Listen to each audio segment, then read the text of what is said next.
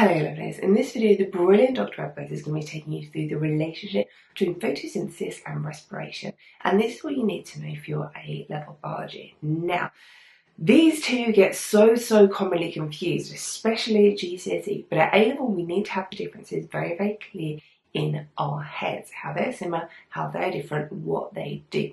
So to help you with all of that, over on the website, Dr. Edwards has written you a brilliant set of questions to help you get everything clear.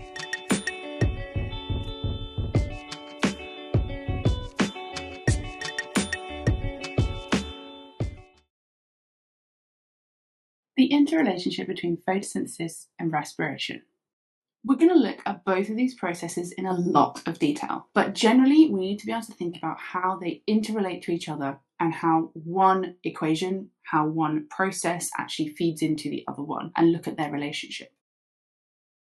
So photosynthesis is a physiological process that converts light energy into chemical energy through a series of enzyme-controlled reactions. And when we say we're producing chemical energy, what we mean is that we're producing molecules. So that energy from light that's coming in is going to be used to create new bonds and be trapped in those bonds that we're making and building molecules with. So we're building small molecules like glucose, producing that through the process of photosynthesis. And then we make those small organic molecules like glucose into larger organic molecules. And this is used to then increase the biomass of the organism. So it's used to build new cells and new tissues.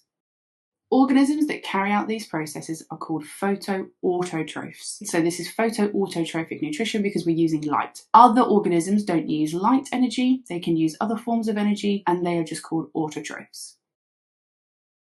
The fixing of the carbon dioxide is how we get carbon into these molecules that we're making. We know organic molecules must contain carbon, and it's really important because it regulates the concentration of carbon dioxide in the atmosphere and in the oceans.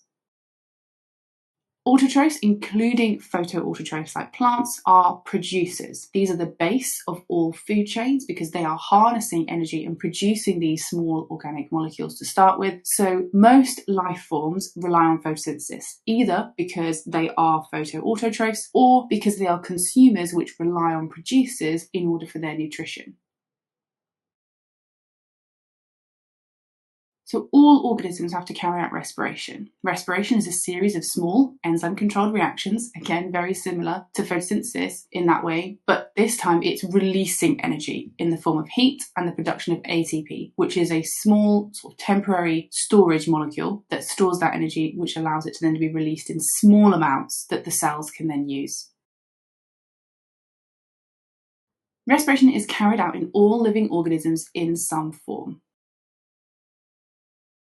Heterotrophs produce the small organic molecules by consuming and digesting other organisms. So this is animals, so things like this rabbit, they're going to eat that grass and then they will break down that grass, digest it, digest the large complex molecules into smaller organic molecules, which we can then use for respiration because respiration relies on the breakdown of small organic molecules like glucose. So in plants, we will digest starch into glucose, and ultimately that's what then we get to use for respiration. As we said, autotrophs, producers like plants, will be producing the small organic molecules through photosynthesis, and then that product of photosynthesis will go into the respiration equation. Both processes are important and they are part of the carbon cycle and important in cycling oxygen in the atmosphere. As we said, they're directly related to each other because the products of one process are the reactants for the other process. So they're directly linked, especially in plants, and it means that some plants can live in a sealed environment because they can be producing the molecules that they then need for respiration. So photons in light provide the energy for photosynthesis, which obviously occurs in the chloroplasts. These chloroplasts also are able to fix carbon from the atmosphere, so carbon dioxide, which is in the atmosphere being produced by respiration, but also because it's in the atmosphere. And then through the processes of photosynthesis, they produce monosaccharide sugars, and this is an endothermic reaction that obviously takes in that energy from the light, and then that produces this glucose and oxygen as products. The organic molecules, like monosaccharides, including glucose, are then oxidized in the mitochondria as part of respiration, and this releases small amounts of energy. Some heat energy is lost, but then also ATP is produced, which is used to then drive the metabolism of the organism. So all energy requiring processes will be using ATP in order to release small amounts of energy for things like active transport, for example, or protein synthesis. And then the products released at the end of respiration, so carbon dioxide and water, are then re-released into the atmosphere. Or these can enter a chloroplast inside a plant in order to be used for photosynthesis. So although both of these are cycles, both of them contribute to a larger cycle as well. One thing to consider that because plants carry out both respiration and photosynthesis, there's a balance between these two processes. So what we say is that at some point, the rate of respiration will equal the rate of photosynthesis. And at this point, the volume of oxygen being released from photosynthesis is equal to the volume of oxygen that's being taken for respiration. So this is known as what we call the compensation point. And it's really important because plants have to reach this point before they can actually start growing or using the molecules that they're producing from photosynthesis to actually start building that biomass. So I've tried to show on this graph here that above a certain point of light intensity, the rate of photosynthesis is going to be greater than the rate of respiration, and below a certain light intensity, the rate of respiration is greater than the rate of photosynthesis. And then obviously as light intensity increases, we increase the rate of photosynthesis even more than the rate of respiration. That point where the light intensity crosses that line is where we reach the compensation point.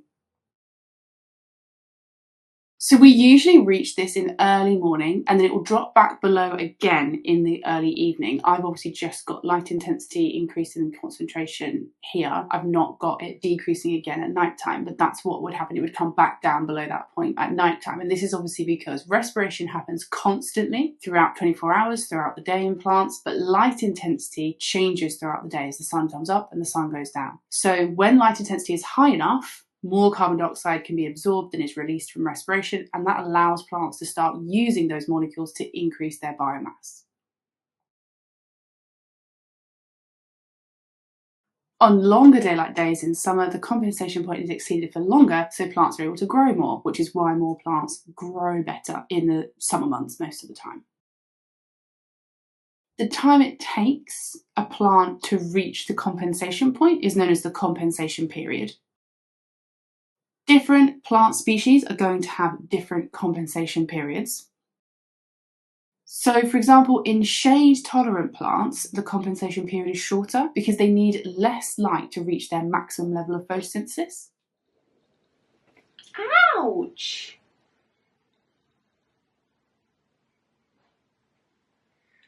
This is why in some videos I'll explain scratches.